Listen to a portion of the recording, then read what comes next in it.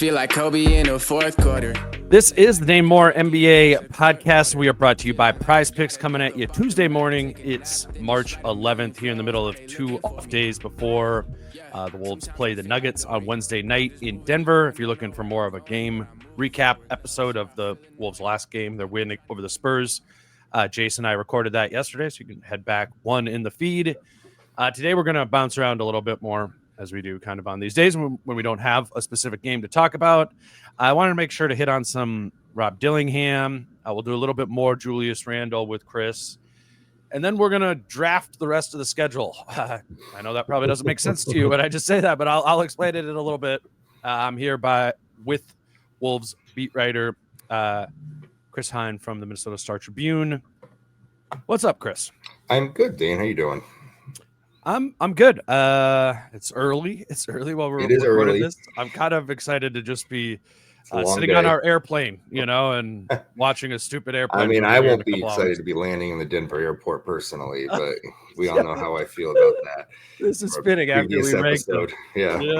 Was that the last episode? If we're drafting airports, we know what's coming last on my list. You would. That would be a $1 bid. Correct. For Denver. Mm-hmm. I am looking forward to the Wolves Nuggets matchup of just like it's going to be interesting to see the Wolves play another team like within their tier. We've kind of seen this stretch of games recently where they're playing less than stellar teams, so that'll be fun. We're going to talk about that later in the episode, just kind of where we're at with the Wolves Nuggets saga.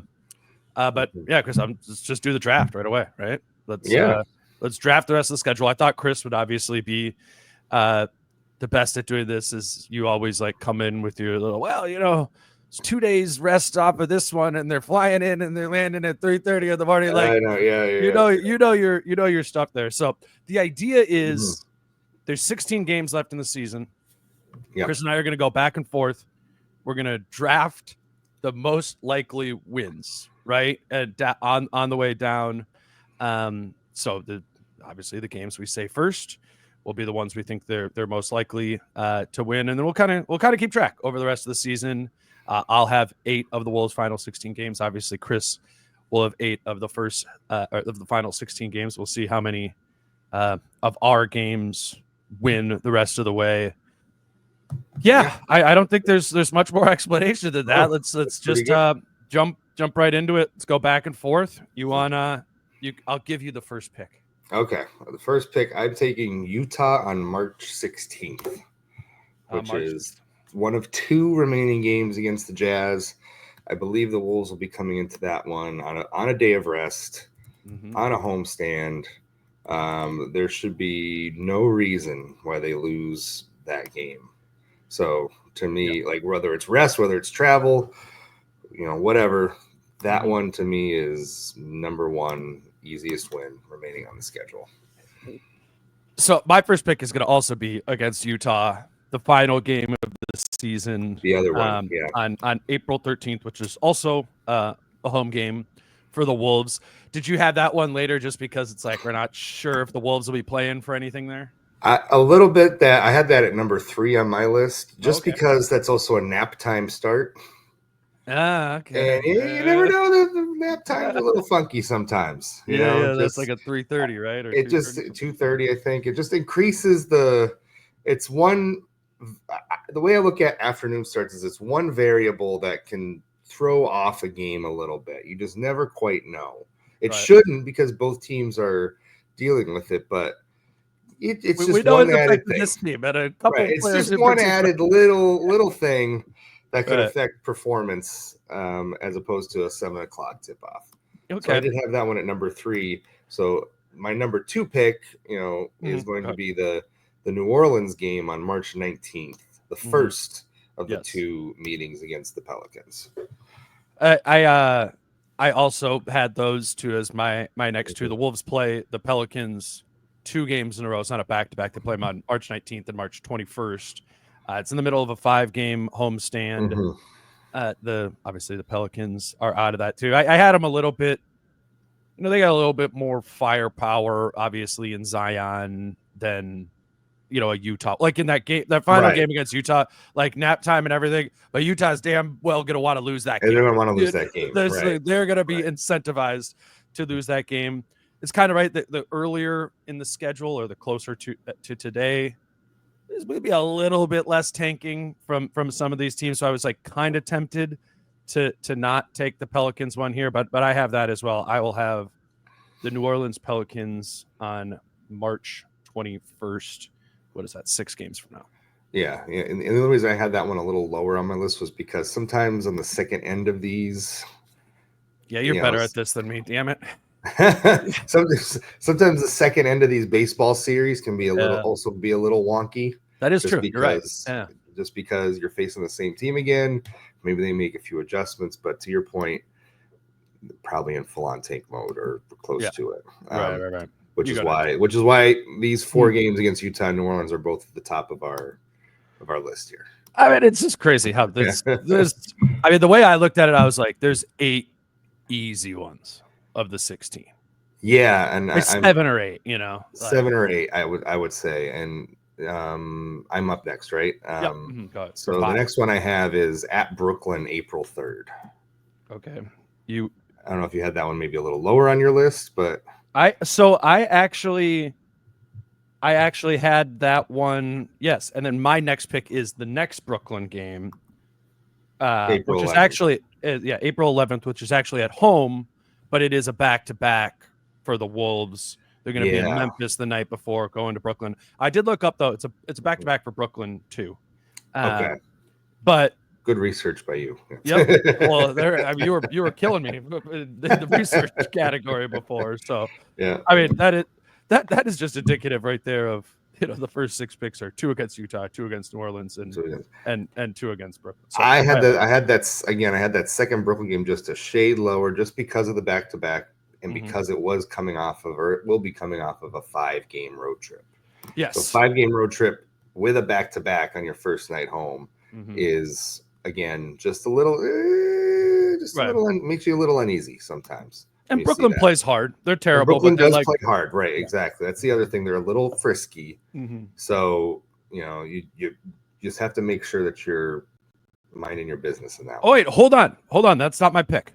That's not your pick. That's not my pick. So that one will be available. You can take that with your next pick. I am going to take Philly on that road trip. See, that was the one I had next on my list too. The Philly game right after Brooklyn. Yep, so April 5th.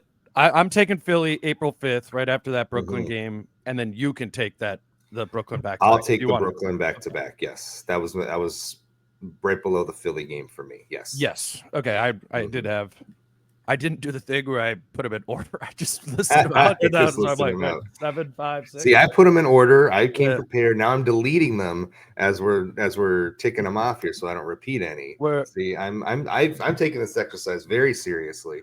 We're recording an hour earlier than I normally do. So this is my sheet of paper that I put together while I was eating breakfast this morning. So, okay, so I have the New Orleans, Philly, Utah, and then you have so you've taken 4, so it's on me now, right? Yes, because I took the 2 Brooklyn games, a Utah, a New Orleans, and the 2 Brooklyn games. Those are my picks so far. Okay, with the 8th pick, I will take. I wonder if you had this up next on yours. Orlando at home on this Friday, March 14th. That was second of my remaining games. Yeah. I toyed Orlando's with that one. Bad. Orlando's been bad. It's a home game. Wolves are right now, like, even if they lose to Denver, I feel like it's going to still be, they've won 5 of their last 6. Vibes are going to be good. Orlando is clearly, as much as they're struggling right now, an uptick in talent, right? Compared to those first ones we did. But I still had that in my, this is when it starts getting a little bit tougher. What do you have next? I had that one below my next game, which was Phoenix March 28th, which is just the way the Wolves have had their number, this season and in the playoffs, and just the overall vibe in Phoenix.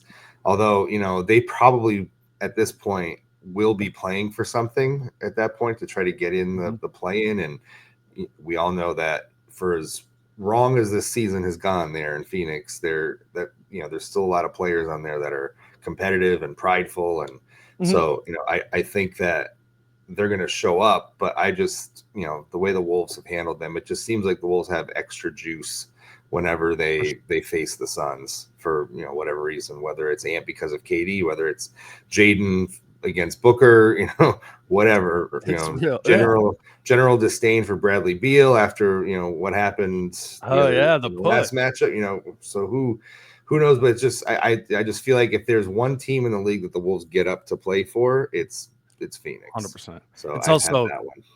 I had that one up next on my list too. They also the Wolves have 3 days of rest between that game. Yeah. It's like the Pacers on the 24th in Indiana, and then 28th against the Suns there. Okay, my next pick, my fifth. This will be my 5th pick, 10th overall. I'm going to take home against Indiana. It is a back-to-back for the Wolves. Home against Indiana on March 17th. It is a back-to-back for the Wolves, but I just kind of felt like at this point it's time, to start just prioritizing home games versus road games. I thought a lot of the ones right here I thought were close, including the other Indiana game. That's your next pick. That's kind of how the other Indiana game is not my next pick. Okay. For the very same reason that you just stated, which is that it's just at home versus away. I took Detroit March 30th. Yep. And then I had the Indiana road game below that one. But yeah, really just for that very reason of it's at home, and I believe they will be rested in that one. They're coming off the Phoenix game, so they'll have a day of rest at home before playing that one on Sunday night tip off. So, going into it, it's all, it should be fine circumstantially. But Detroit, gave them problems earlier this season. They blew them out in Detroit earlier back in January. So, I think that's going to be a tough game. I do as well. I took the other I will take the other Indiana game next. Yep. So I guess I will have both of the Indiana games. That is a road game. The Wolves do have 2 days of rest before it, but yeah, we're kind of at the point where these. I don't know if the Wolves want. I mean, I think the Wolves would maybe be favored in that game or be close, but it's getting to the point where these are games where you go, all right, like these are kind of toss-ups. Yeah. Like I think when I kind of broke down the schedule in my newsletter last week. That's what made me think of this. Yeah. So which if you're hearing this before it comes out, sign up for it.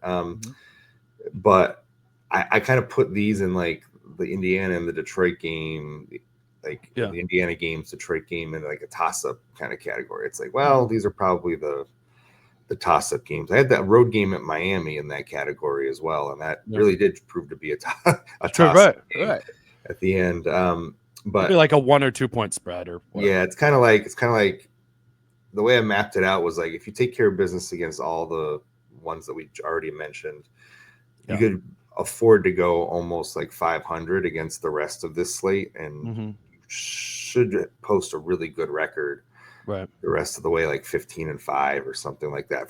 I was doing this at 20 games out, 15-5, 14-6, 16-4, like something like that. Like you could see this team finishing with that kind of record over its last 20 games. And they are 4-0 since you did that. So that would be 11-5 the rest of the way. And looking at this, that doesn't certainly doable. Yes, for sure. Yeah. All right. What will this be? The 13th overall pick? 13th overall pick. Yep. I think that's your pick, right? Yes, it is my pick. I'm on the odd numbers. I have at Milwaukee April 8th for this one. Just because I feel like Denver and Memphis, assuming health in Memphis, although I don't know how healthy they may be, but we're still a month away from that one. I just think that those are a slightly higher tier of a team than Milwaukee. And so I'm throwing this Milwaukee game in there just after the Detroit Indiana games, but before we hit the last final 3 here. Yeah, I looked at those was kind of going back and forth between those two. They do have 2 days of rest off before the Milwaukee game. The Memphis game is the 5th and final game of that 5-game road trip. They will not be favored in that game for sure. Memphis will be favored in that one, but that'll still be my pick for 14th overall, leaving just both of the road Denver games for okay. All right, I have as the easier of those two Denver games. I'm going to pick the April 1st one. Okay, why? Because I feel like for tomorrow, there's Rudy's just back. I mean, I know they looked good the other day. They're still getting kind of reacclimated to the roster being healthy again. Everybody's adjusted sort of roles while that happened. And so when you face a Denver team that's kind of a well-oiled machine, you know what you're going to get. Sure. I just feel like, the possibility of an awkward game or an off night as they figure out the new normal of everybody being healthy again just makes tomorrow's game, I think, a little more likely of a loss than 3 weeks from now. So that's literally the reason. The only reason. I like the Rudy reason. I know you had the night off on Sunday, but when we talked to Rudy afterwards, he kind of what he was talking about his back and stuff. He's like, I wanted to make sure before coming back that like I could be me and all those things. But he also made it like pretty clear that he wasn't totally 100% yet. Like it kind of sounded like fine to play, but more like 90%. And I do think, just like not totally specific to this exercise, but like in general, I think it's fair to anticipate that like maybe give Rudy a week before you can expect Rudy to be the Rudy he was before, have that back all the way. He did the thing one time in the game. I noticed this where San Antonio made a basket and he's the inbounder. And he did the thing where like the ball was by his foot and he kind of like pushed the ball up his leg, like so he didn't have to bend all the way down to go get it. You know what I'm saying? You don't really want to get all the way down there. Yeah. I was like, I know that move right there. So he's I felt that before. Yeah. Right, for sure. Okay, I guess I'll just this is in no particular order, but I'll just recap it. These are the ones I have. I have at Denver on March 12th. I have home versus Orlando. I have home versus Indiana on March 17th. I have home versus the Pelicans on March 21st. On the road against Indiana on the 24th. At Philly on April 5th. At Memphis on April 10th. And at Utah for the final game of the season on April 13th. Chris has home versus Utah on March 16th. Home versus the Pelicans on March 19th. Home versus Phoenix on March 28th. Home versus Detroit. You got a lot of home games. Home versus Detroit. That was my strategy coming into this. Yeah, I really want to bet against myself here. Yeah. In April, you have the at Denver game April 1st, and at Brooklyn April 3rd, at Milwaukee April 8th, and that second last game of the season, home against Brooklyn. So I hope for listeners that was at least, I had just been meaning to like kind of go through it for the last week and like just talk about how easy, like you did in your newsletter of like when you looked at it kind of the final 20 games, it was like whoa, because at that point it was like 65% their games that they'll be clearly favored in. Right. And I guess it's technically a little tougher, but I'm pretty sure they still have the easiest strength of schedule for the rest of the season. So, and it just kind of helps you. I think in doing this, I found like the tier group of competition really played out the way I had done it last week, and it still kind of holds up where it's like these are good opponents and some opponents that should beat in others. It's like, okay, this schedule, now that they've had those 4 games, it is getting a little tougher the rest of the way. But they did bank those 4 wins as they should have. So, there's going to be some like stretches of 2 or 3 games where it's like these should be 2 or 3 wins. when you look at like a week of the schedule. So if you were so 16 games left, do you think like if you were setting the over under on wins, be like 10.5? Yeah, I'd probably go like 11. I would go over, I think. You would go over. I think I would go over because I think out of the two Denver, Milwaukee, Memphis group, if you think about 2-2 there, right? If you think about the two Indianas and Detroit, if you go 2-1 or 1-2 there, right? Yeah, that gives you maybe one slip up against the team you should beat to go 11-5. Yeah.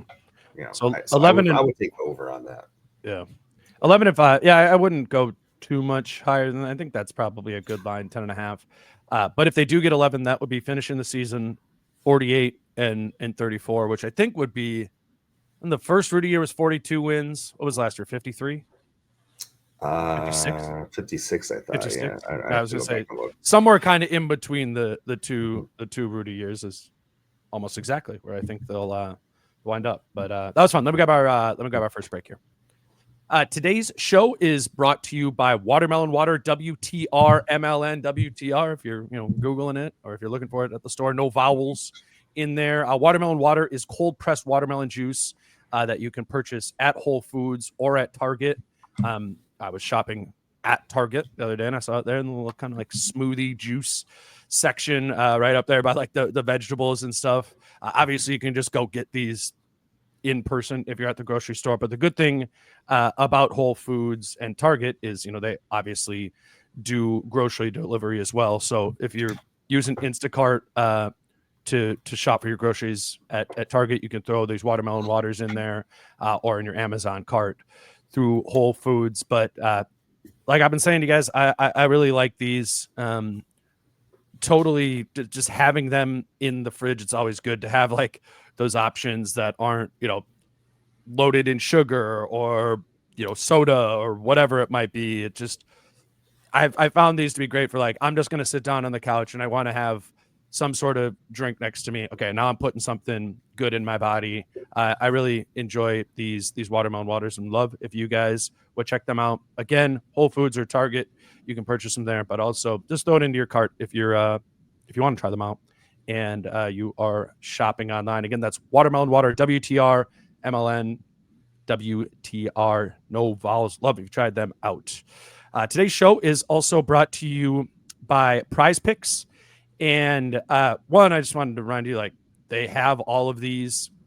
They're going to have a huge Prize Pick slate for March Madness. So if you're looking for something there, even like kind of fun to when you're watching a game, they have like the live stats going, so you can kind of be like, oh, this guy's hot. I'm gonna take the more than on his points the rest of the way, or conversely go the other way. I think that'll be fun to mess around with March Madness. I don't know enough about it right now because I haven't been watching it. So I was just looking at tonight's game, TNT. It's Pacers Bucks. I think Miles Turner will be on Giannis Antetokounmpo or Brook Lopez, and I think either of those situations lead to foul trouble or being away from the basket. I like Miles Turner as a player, but I'm gonna say he has less than 24.5 points plus rebounds plus assists. And kind of related to that, Brook Lopez to have more than 18 points plus rebounds plus assists. Figured I might be watching that game tonight. Those were two that I like from that game. Obviously, for the NBA slates, you can check these out. But I would recommend next week or even this weekend when the conference tournaments and stuff are happening. Check it out for college basketball. If your bracket busts, it's another way to have something going on there. That's PrizePicks.com, PrizePicks app. If you do not have an account, you can sign up by using the promo code Dane when you create your account. And if you do that, you'll get $50 credited into your account when you make your first $5 lineup. All right, Chris. I mean, we've been talking about Julius Randle a lot, and I want to talk to you about just kind of your take on what Julius has looked like. I know you were on the road with him when he was coming back from his injury, but I had kind of had this it kind of struck me at some point during his return that maybe, he wasn't fully healthy at the beginning of the season. He was coming right back from that shoulder injury. Obviously the groin is what kept him out recently, but it's just really impressed me how physically in shape Julius has looked since returning from this groin injury. And it's nothing like we've seen earlier in the season. So I asked Julius after the game just kind of about his health journey this season, and specifically the shoulder injury that he had when he was traded for and was unable to play. Here's Julius after the game on Sunday night. Kind of physically your journey's been this year, going back to the shoulder at the beginning of the season, and do you feel like it's been a progression over the course of the season? Yeah, it definitely has. I think for me, like physically, like I said, I got a great team. PT and strength and conditioning guys sees. Like I think from the moment I got injured, well, actually even really before that, and then I got injured, I just really been trying to attack the weight room and just physically get in peak shape, peak condition, and just feel the best that I can. Heading into this home stretch. I feel like the last couple years, even like into the playoffs, like I've been banged up, injured, dealing with injuries. So I just want to feel, physically at my best. Was the shoulder like limiting at all at the beginning of the season? I know you just came back like right before the season started. I mean, somewhat, yeah. I mean, like I was healed, but like my strength and all that stuff wasn't all the way there yet. Timberwolves, they just did a great job. Our medical staff getting me back right. Obviously, I missed a lot of the preseason, because of that. So.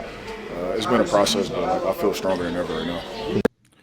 I mean, obviously, a lot of different things to take away from Julius's play, and I just want your general kind of thoughts on it, Chris. But the thing that stands out to me at the end is I feel stronger than ever, and it looks like that too from Julius in these 5 games now that he's been back.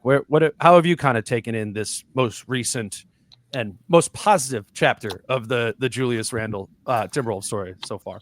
It's, I feel like him and Dante just right around the calendar change of 2025. It's like the light bulb went on, it felt like for both of them.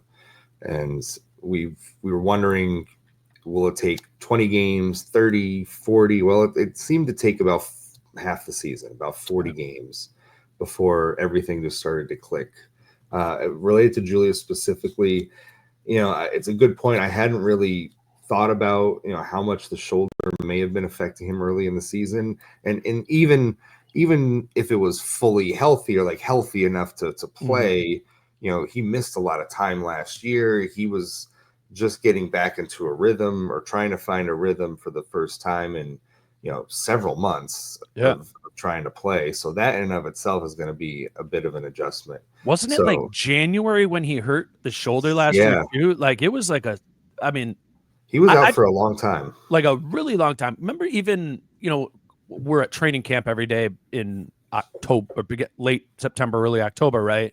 Right. And I just remember us, being in there, and Julius was like getting in individual work afterwards. Like it was just like he wasn't participating in training camp and practice. And I was just kind of think about.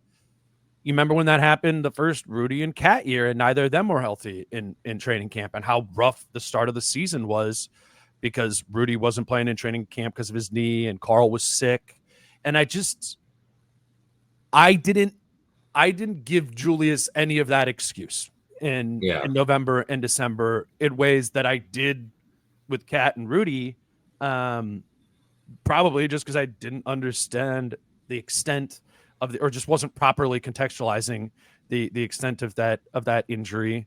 I mean, I know this sounds like I'm kind of making excuses for him, but my whole thing, and just with Julius in general, is like, what did I miss? Like, what was I missing earlier on in the season? Where was I putting on my Nas blinders or whatever? There's just like a lot of things that Nas blinders will be the next giveaway that they do now. That would be good. Bobblehead, towel, now blinders. Yeah.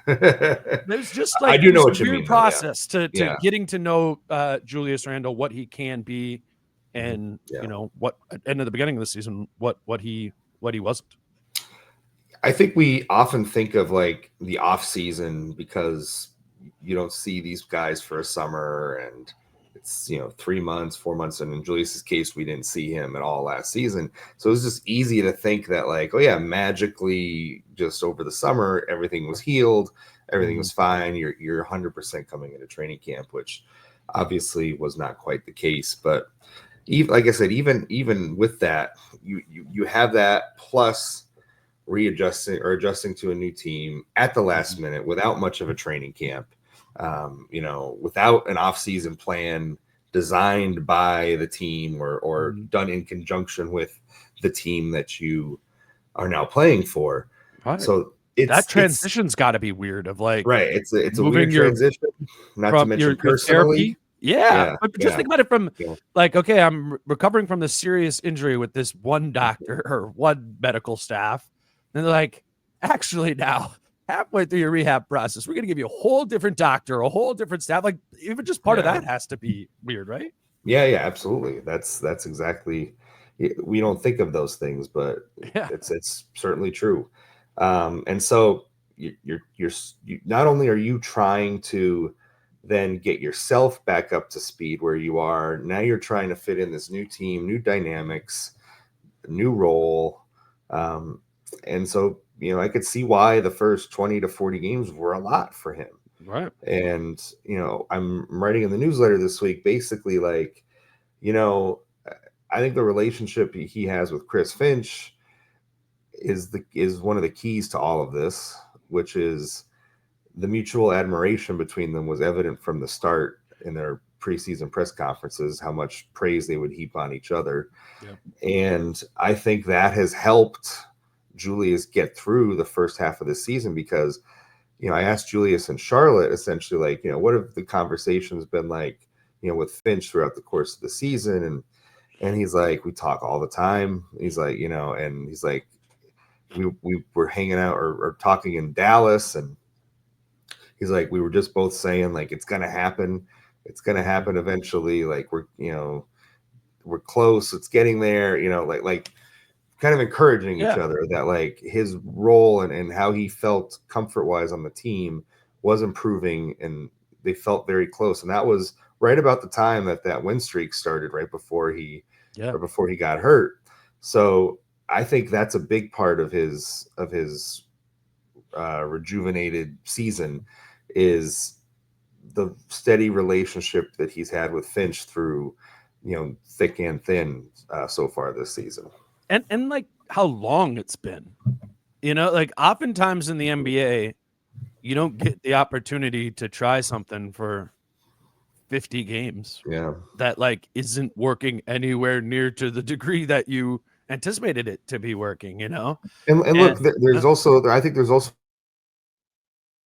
Oh, I lost you for a second. The trade deadline has been now passed too. Mm-hmm. And so not only were you traded at the start of the season, but then you were in rumors of maybe being moved again at the deadline. And you can imagine that also probably creates a lot of stress and anxiety, especially, in your personal life. Right. So I think that's right when his baby was due as well, right around there. Yeah. So you can imagine that was probably a very difficult and trying time at that moment. And then so once that passes and you're still on the team, it's like, all right, I can breathe a little bit. I have a little security here for the rest of the season. Don't have to, uproot the family again. And you can, now continue to try to mold yourself into, the best role possible. Now he was hurt at this time, but I think it explains coming out of it how he's attacked this, how he's had this free mindset, how he's been sacrificing shots for the sake of trying to get, his teammates more involved and be that kind of point forward that Finch envisioned. And it's clicking on all cylinders right now for him. And, we can get into the defensive part of it. But I think just offensively, it's never looked as seamless as it has. Yeah. I think to the defense part, and like yesterday, we just applauded Randle and the Wolves as a whole, and the defense wasn't good in that game, right? Right. But we have seen Julius back pre-injury playing significantly better defense and kind of fitting into the context of the Wolves defense overall. So I think we know he has that gear as well to not be like the sore thumb of the defense. I think it's kind of like Ant, one of those questions where if you're telling Julius to like barrel into the middle of the floor and find kickouts for 34 minutes a night, like, yeah, you're probably not going to get awesome defense. Just like you don't get awesome defense from Ant when he's driving to the basket and getting fouled and shooting 14 free throws. You know, it's some of that comes, but theoretically, if those can kind of both give each other little breaks offensively, so you get the better version of defense from the both of them, that's the ideal setup there. Let's move over to Rob Dillingham, because I want to cycle through a few things before we got to get out of here. The Julius quote from Charlotte was great about him and Finch. I'm glad you tweeted this one out from pregame in Miami, and I think it's important that we at least, I don't know if we're putting a bow on Rob Dillingham's season. Who knows? Somebody could get hurt. He comes back in. He might play in a game when Mike Conley's hurt, but he's out of the rotation right now, and probably not coming back into the rotation for the rest of the season unless something happens. And you asked Finch after the game. I'm just gonna read this. Or somebody else asked Finch before the game, and I was just repurposing the quote or transcribing it and saying it out there. It's all right. I do that all the time. This question did not come from me, but okay. Well, that's all right. You tweeted it out. This was Finch's answer on Rob. Quote, I think he's at his best for us right now when he's breaking the paint and finding those early kickouts, generating wide open shots for his teammates. What's next for him is his ability to kind of get to the paint, maybe race and manipulate coverages. I think right now he uses the dribble to get by everybody, but I think also he has to understand pick and roll coverages, how to try to exploit them and use them. He relies a lot right now on his floater when he does get to the paint, which is understandable given his size and that's how he's always played. But he's going to have to get comfortable going a little deeper, whether that's finishing or kicking out and playmaking a little bit deeper in the paint. But generally, he just gets better and better.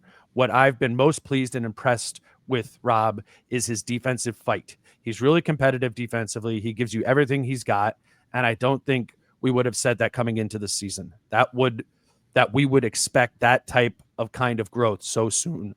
Right there. I think that is a very fair critique of Rob Dillingham, or of where he needs to grow, and also an acknowledgement of what Rob has done this season defensively, just of how it looks and feels, that I think we've seen when we've watched that has stood out. And I don't know if that was a game after the Charlotte game where Rob did play because Conley rested. That is, the last time the 8th overall pick plays this season. That quote is, you circle that of this is where it's at. This is where the progression is. And while it seemed like, given Dillingham's minutes, that Finch has not been pleased with him, I do think that quote is an accurate reflection of Chris Finch's true feelings surrounding Rob Dillingham, where it's not perfect offensively. It's not totally reliable offensively. Right. It's moving in the right direction, and we're pleased. We're pleased with the defense. I like that. I like that quote. There's room to grow. Yep. That's essentially it. It's really getting into the nitty gritty of how to play point guard in the NBA, how he's going to have to play point guard at his size, what Finch sees, and how they're going to work with him to really delve deep into those aspects of his game, which is something they see that maybe not us or the everyday fan sees, and just what getting deeper into the paint does. I'm sure they've studied it, they've looked at it. Maybe we can ask Finch to specify a little more on that front, just how maybe that helps or why that's important for Rob's game. But I think we came into the season and we would always wonder with Rob's minutes, like, are you going to be more of a playmaker at the start of your at the start of your shifts, or are you going to be more of a scorer? And it feels like they want to push him towards the playmaker part of that. Yeah, that seems to be where this season has shifted for him, because I don't think they quite like his shot selection. Obviously, we saw that incident in Houston where, Rob took a bad shot and he didn't play the rest of the night. So I think that part still has to grow for him to be the kind of microwave sort of scorer that I think we envisioned and the fan base has envisioned for him. So I think they just want him to lean into more of the playmaking side, at least right now in his career. And then, maybe that the scoring part, the shooting part comes along later. But I think we haven't, I think it feels like we have an answer on that front. Like, do they want Rob Dillingham to be more of a scorer or more of a playmaker? And it seems like right now they want him to be more of a playmaker. And it's just, it's the story of the Rob Dillingham season is I'm not sure that would be the answer if they don't make the cap for Randle and DiVincenzo. Right. It's just, that's where his career started going down a different path for what the team needed from a depth chart standpoint, what they needed from a practical standpoint of, playmaking versus scoring. I do think I always think of the best playmakers as guys who can do both, right? And part of what makes them a great distributor is the threat of their scoring. And that's where Rob ideally gets to, right? Is it's the threat of his scoring makes the danger of his playmaking makes them need to collapse more, makes him be able to find players more and more open. If there's one thing we know about Finch, what he wants out of the guys who have the ball in their hands is to be able to get into the middle of the floor and create open shots for others. When people are like, why does Finch love Randle so much? That's the answer. That's Chris Finch's favorite thing. And he wants as many players, particularly in today's NBA, which you look around at the Bostons, the Clevelands, the Oklahoma Cities, right? That's what they do. Those teams have 4, sometimes 5 players on the floor who can be a threat to score, get to the middle of the floor, and kick. We've seen Julius Randle really develop into that.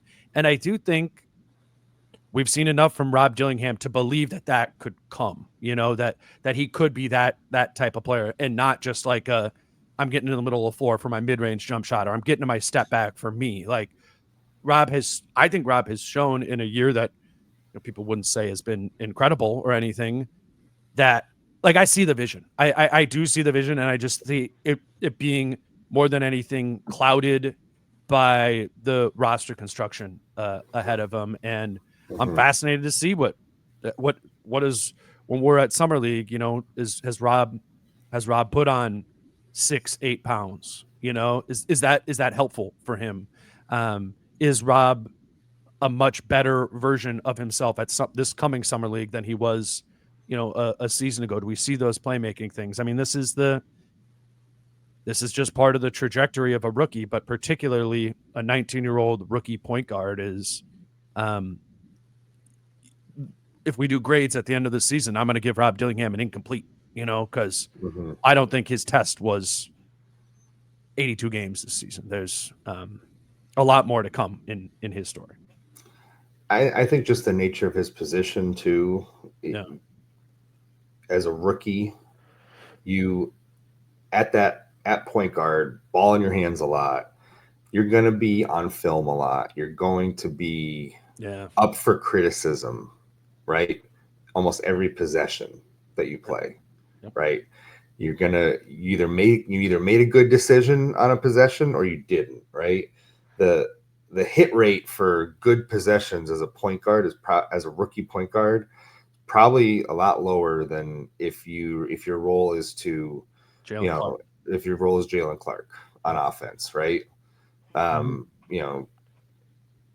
I think more things. There's more things that you need to do. There's more things that could go wrong on a possession. There's more decisions you have to make at a given moment that other rookies may not have to. Right.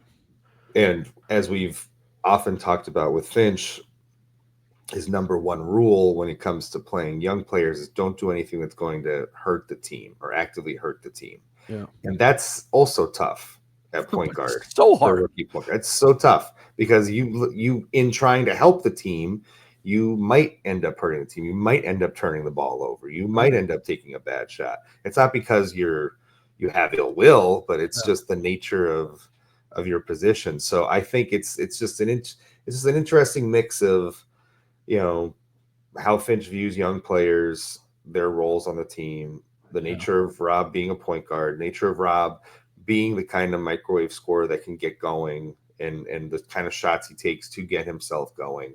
Right. But I don't think it's a sign of like trouble or anything for the future, because I do think when you hear Chris Finch talk about those kind of quotes or that kind of stuff, like it's obvious that like they see a lot of potential here. It's just about fine tuning it. And look, you know, they've developed a lot of young players here in this regime over the years. So, you know, I think, you know, if you allow them to work the same process on Rob, you know, you're hoping that the same results come out, because they do have a good track record of developing guys like Ant and Jaden and Nas.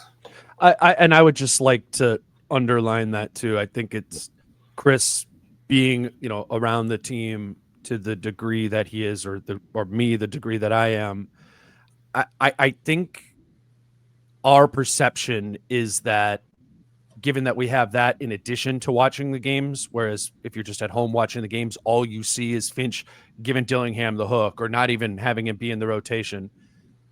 That my read is that looks way more toxic, and I don't think it's actually a toxic situation. I think it's just a progression of a 19-year-old, and I think there's really is an understanding even from Rob too of like, okay, this is just kind of what my path is here, and Finch knows that they need Rob. Like, they need Rob when Rob's 22 to be, or, I mean, and probably before that, to be a really important part of this team. It's no giving up on Rob. Let me grab another break here. We'll keep going. Today's show is brought to you by Factor, and if you are ready to optimize your nutrition this year, Factor has chef-made gourmet meals that make eating well easy. They're dietitian approved, ready to heat and eat in 2 minutes. Seriously, it's quick. It's like a really good meal. You just put it in there for 2 minutes. It's warmed up. It arrives at your house in one of those refrigerated things, fresh and fully prepared. Makes it super convenient. All you need to do to eat is wait those 2 minutes while it heats up.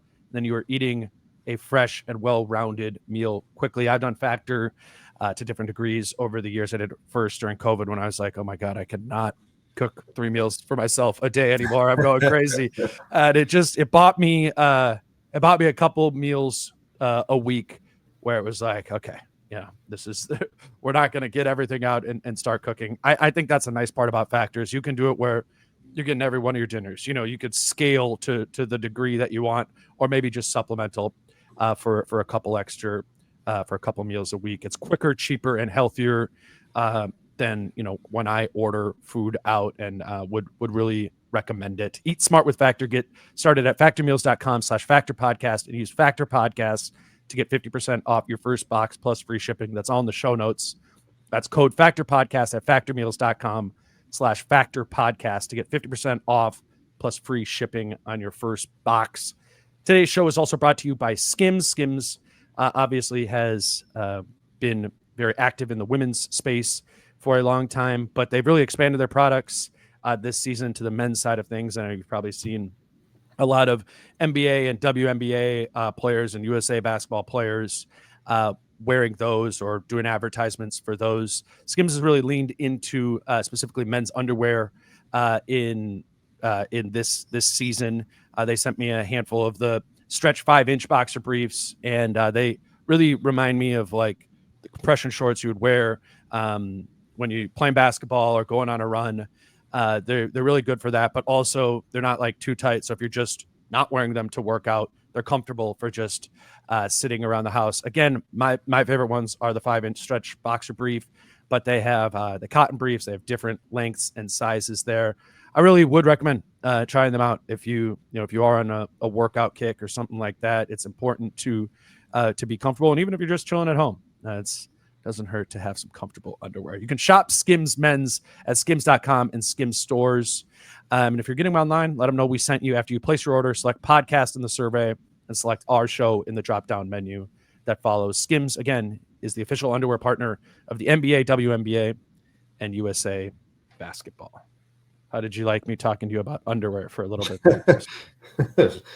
Fantastic, Dane. Great ad read. Jace texted me afterwards when we did our episode. He's like, yeah, I just had to listen to you talk to me about underwear. I'm actually dead serious. Like, they're so comfortable, like they really are. A little expensive, but like, do they give you more ad money when you talk off the cuff about them like this? Like, I don't know. No, I'm not getting any more ad money for this right now, but I do feel a little bit awkward looking at your face when I just start reading about it. But that's not going anywhere. I'm really looking forward to doing that to Britt on Thursday. Absolutely. That's gonna be you should have Britt do the ad reading instead. Like, hey Britt, just read this at the 40 minute mark. That would not work. All right. Just quickly, I know we both actually need to go to Denver here, and we have a flight here in a couple hours. But I don't know. I watched the Nuggets Thunder games. They had a weird back-to-back against each other, just like the Wolves did. Like, what the hell is that schedule, man? Like, those are the Wolves, Nuggets, and Thunder were all awesome last season. Like, you knew that going into the season, and you looked at the schedule, you're like, yeah, we're gonna have the Wolves play the Thunder 3 times in 4 games, and then you're gonna have the Nuggets play a back-to-back against whatever. You're not helping the league by doing that. That's dumb. I don't get that. But I watched those 2 games, and hadn't caught Denver in a little bit prior to that. I don't really have a full direction here. I'm just wondering, like, where you think the Wolves are at in relation to Denver, which is kind of maybe more a broader question of, like, where is the line when you're looking up in the standings from where the Wolves are to the point where you go, okay, maybe these teams or team is out of the Wolves range of really being able to maybe compete with in a playoff series. I don't know if you want to say OKC is up there at the top, and you're like, okay, it's probably going to be OKC if the Wolves play them. Like, is Denver in that tier for you too, where you'd be like, I don't know, it's going to be really, really hard for the Wolves to beat them in a 7-game series? Or do you kind of buy into the upside that this Wolves team has and the idea that they could beat Denver and they could beat anybody in the Western Conference? Like, where are you on that scale? It's tough because it is. I feel like with Denver, it's such a well-oiled machine. Like, they're not perfect. They're not the deepest team, but they know what they're doing. They've done it for years, the starting group, and I just feel like when you have that versus the Wolves, as good as the Wolves have looked of late, and how we're talking about how everybody's been fitting in. The Wolves, this has not been playoff tested yet. Neither was last season really as well. And they beat Denver there too. But I just think it's asking a lot to beat Denver in a series. And I don't know if I'm there yet. If I would pick the Wolves in a playoff series over Denver right now if they were matched up tomorrow.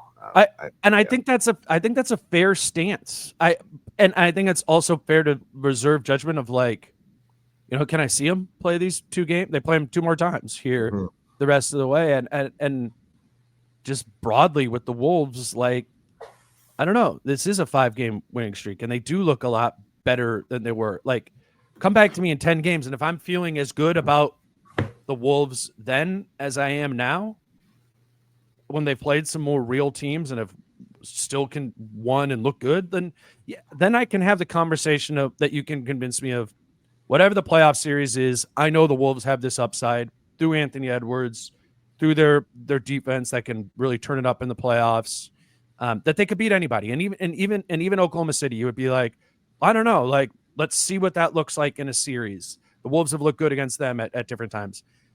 I could see getting to that point. But I personally think right now it's fair to look at Oklahoma City, the Lakers.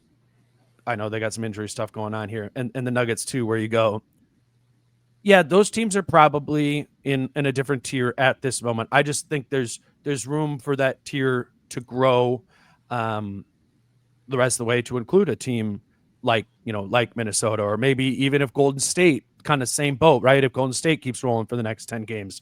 Are they one of those teams where they play, the first round matchup is Lakers, Warriors, and you're like, I don't know, this is a pretty close series. Like, it kind of does feel like we could get to that point where in any matchup it feels believable that the Wolves could win. I don't think we're quite there yet. I think starting tomorrow in Denver helps make that case of what they're what they're going to be.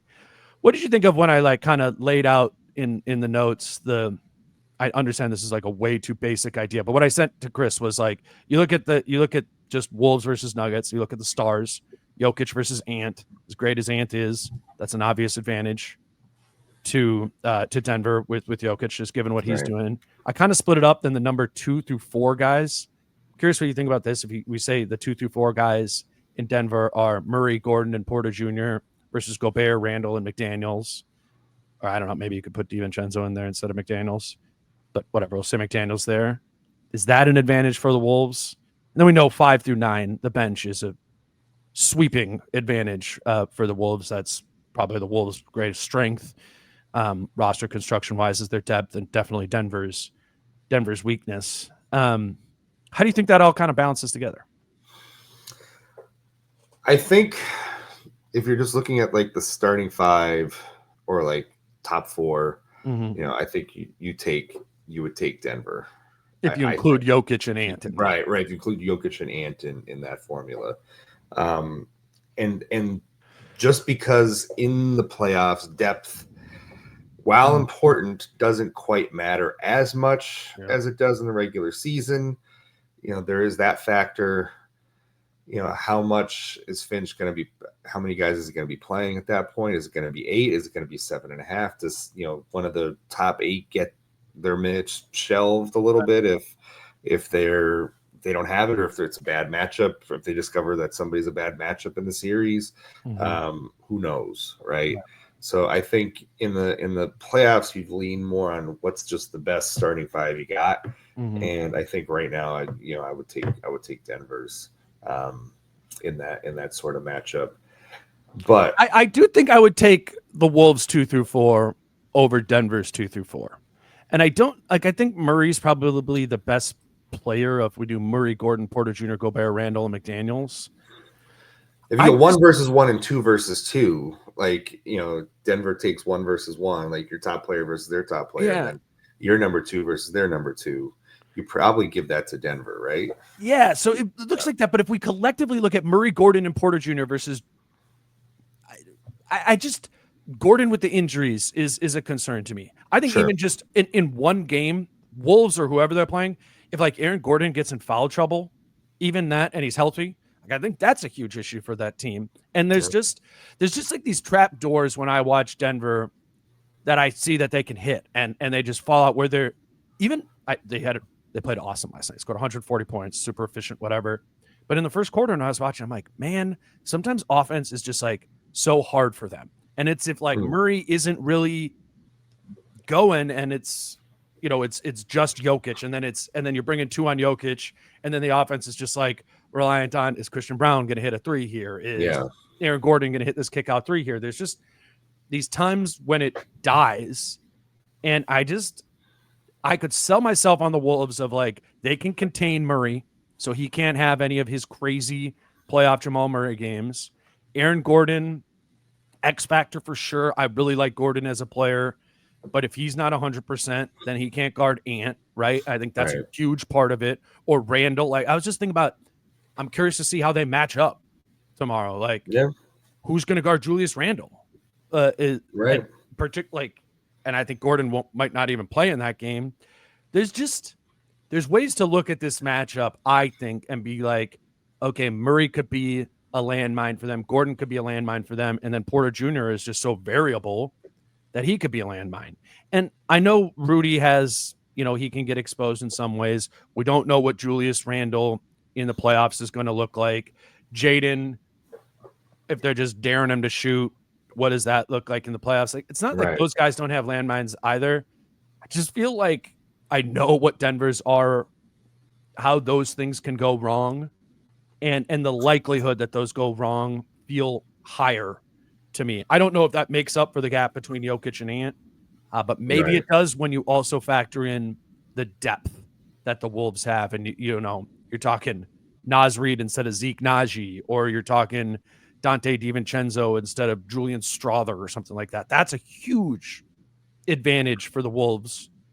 Even to your point, though, if it's not that many minutes, it's still an advantage, and the Wolves should absolutely eat in the non-Jokic minutes, if and when that happens. But how many minutes is that? 5 or 6 or 7? Right. That's exactly it. But I will say that the Wolves' depth and the way that Chris Finch may deploy it is you have opportunities to not mess with, but like try to find the right lineup, the right combo of guys among like that top 8, right? That's gonna maybe you find something with some combination. It just gives you a lot of buttons to push if the starters aren't playing well, or if Mike Conley is off on a given night, or if Jaden's not shooting well. Like, you just have like all these different buttons you can try to push in a playoff series to try to find whatever combination is going to work that night or for a series. So I do think that's where the Wolves' depth would come into play in the course of a series. Maybe as it wears on, you find something, you find matchups, you find that those combos against their certain lineups or whatever, that I think would give the Wolves at least a bit of an edge as a series maybe wore on. Mm-hmm. And it's another reason why I think these final 16 games are really important of the regular season, and even against like the crappy teams. It's like, I think finding those advantages, finding those lineup combinations, finding those edges, they need to start doing that in these last 16 games so as to be able to apply it to a playoff series, whether that's Denver, Oklahoma City, whoever it might be. It's why I think there's a lot riding on Finch here, right? And him stitching this thing together, which I do not think is an easy task for him here, but he does have the volume of pieces that I think makes you believe, maybe he can find something that does effectively stitch together here. What do you have just to wrap this up, like mailbag wise, or anything new going on with the book? We're gearing up for the book. Hopefully we'll be promoting that a lot in coming weeks here. That's the plan. Getting that out there a little bit, and newsletter every Tuesday. Sign up for free. Coming at you, free to your inbox. My Twitter, Blue Sky, has the link kind of near the top of my tweets there. You can sign up for that. And we're just looking forward to the home stretch here. Yeah, it's again, we've been mentioning the newsletter from Chris. I understand for some people going for a full subscription, you got a lot of different things that are those monthly expenses. I think what's really cool about the newsletter is it gives you a free way to start following Chris's stuff, and then if you're like, wait a minute, I don't want to just be reading Chris once a week, then you can pop for the subscription from there. And I think particularly now Chris is on the road more than anybody, is going to be at everything throughout the playoffs. Even if a year-long subscription is 2 months, I think you'll really get tons of bang for your buck from Chris. And this isn't an ad read, but so I will say same for Jason, John as well. You're going to want to know the depth of what's going on here once the calendar turns for sure to April and May and whatever in the playoffs. And, I know this podcast is free and you can listen to it or whatever the next day, but it's not something you could go read first thing in the morning like you can with Chris's story. So as always, as I would say with an advertiser, Chris does a lot to help this show, and we would love it if you guys can do anything to help those who do help us. Subscribe to that and check out the mailbag. Chris, we got to go to the airport. I do it.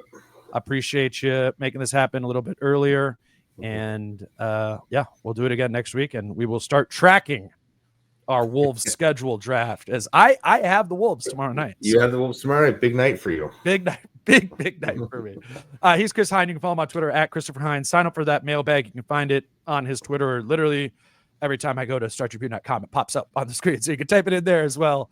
Check that out. And until what's coming up next for us is Britt and I on Thursday after the Nuggets game. That'll be the next episode. So until Britt, he's Chris. I'm Dane. Peace out. How I'm feeling, man, I hope it never stop, yeah. Green and hot so you can find me in the crowd, yeah, yeah. Don't let standards ever bring you down, yeah.